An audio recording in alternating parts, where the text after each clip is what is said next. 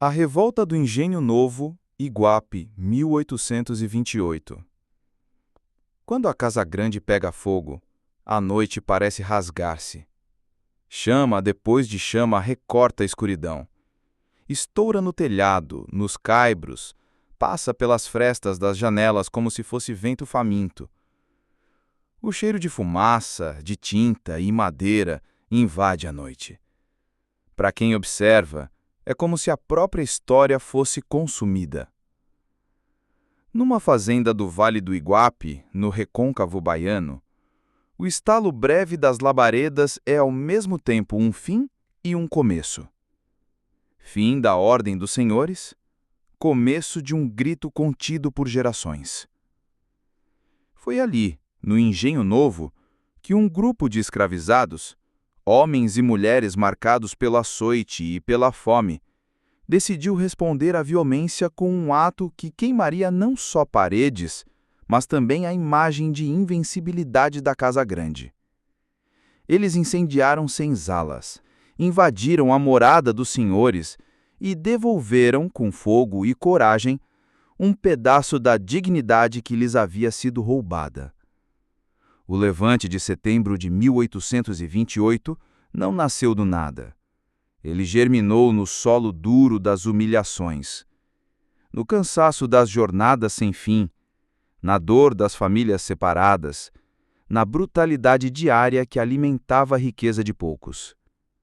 O engenho era mais que um espaço de trabalho forçado, era o símbolo de uma ordem, uma minúscula cidade sob o domínio de um senhor, com casa grande e imponente, senzalas frias e escuras, e um cemitério privado onde a morte não fazia distinção.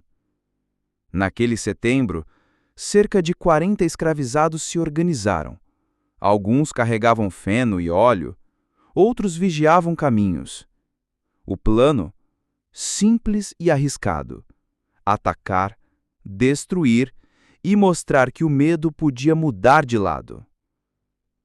Rumores corriam baixinho nas noites anteriores, combinados ao pé do ouvido entre um trabalho e outro. Talvez tenha sido mais impulso do que plano. Talvez a rebelião tenha nascido de uma sequência de gestos corajosos, de indignações acumuladas até transbordar. Quando a hora chegou, as senzalas foram incendiadas, a Casa Grande invadida, móveis quebrados, roupas rasgadas, objetos de valor destruídos ou levados.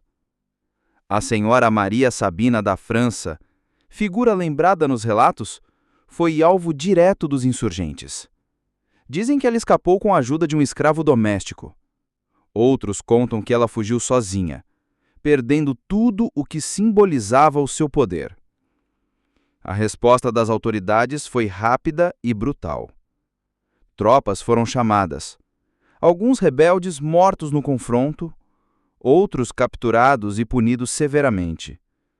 A vingança que reequilibrou por algumas horas a balança do medo foi esmagada pela máquina de repressão.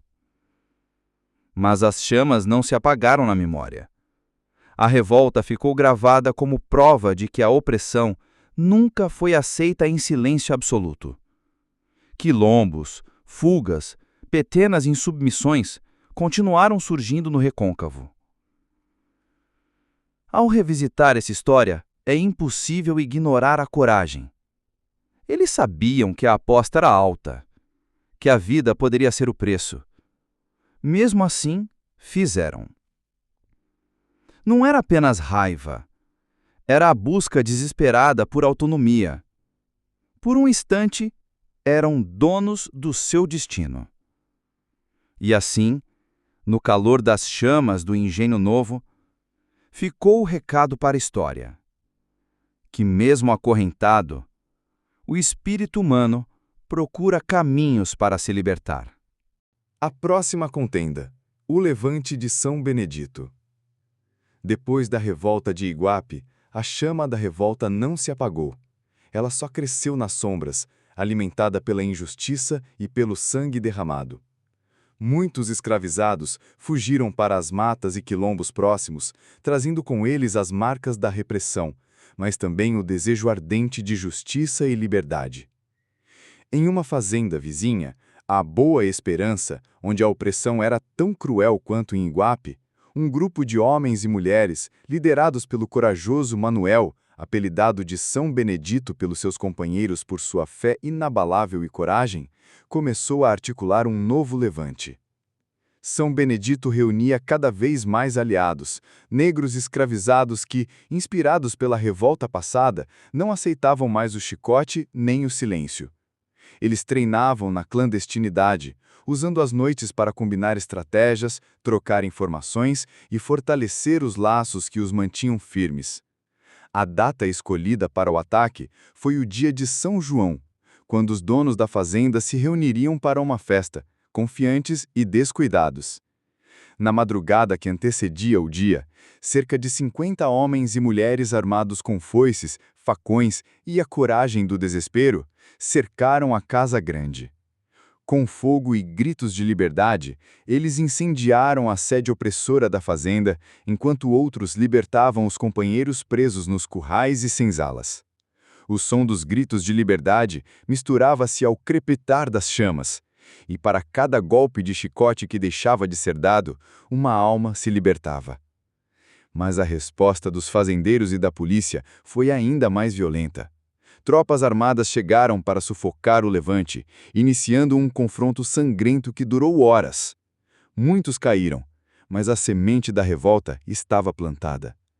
Ainda que São Benedito e seus companheiros tivessem que recuar para as matas, a notícia do levante se espalhou como fogo no mato seco, inflamando outros corações ao longo do sertão e da costa.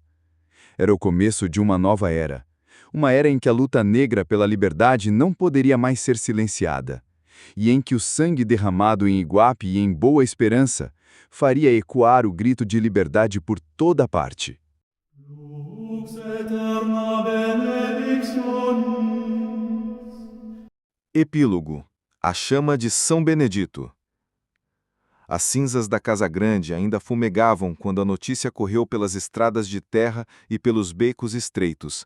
Os homens e mulheres do quilombo de São Benedito não se ajoelharam. Mesmo diante das espingardas, das correntes e do açoite, escolheram lutar.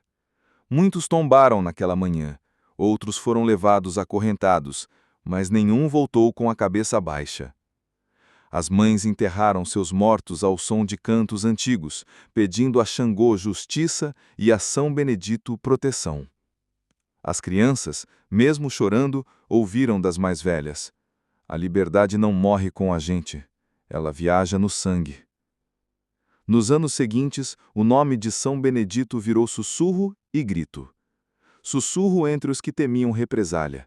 Grito nos terreiros e nas festas populares, onde batuques escondiam mensagens de revolta. Os sobreviventes se espalharam pelas matas, misturando-se a outros quilombos e levando consigo a memória dos que tombaram. A luta não terminou naquele dia. Ela continuou em cada fuga noturna, em cada tambor tocado, em cada reza que pedia por um mundo sem correntes. E assim, a chama acesa em São Benedito nunca se apagou, queimando na lembrança e na coragem dos que, séculos depois, ainda ousam dizer: nós não fomos vencidos. Chamado à resistência. Irmãos e irmãs, a luta do povo negro não é coisa do passado. Ela vive, pulsa e nos chama todos os dias. Cada injustiça, cada porta fechada, cada voz silenciada é um lembrete de que ainda há correntes para quebrar. Não desistam. A opressão quer nos cansar, quer nos calar, mas a nossa história prova que somos a resistência.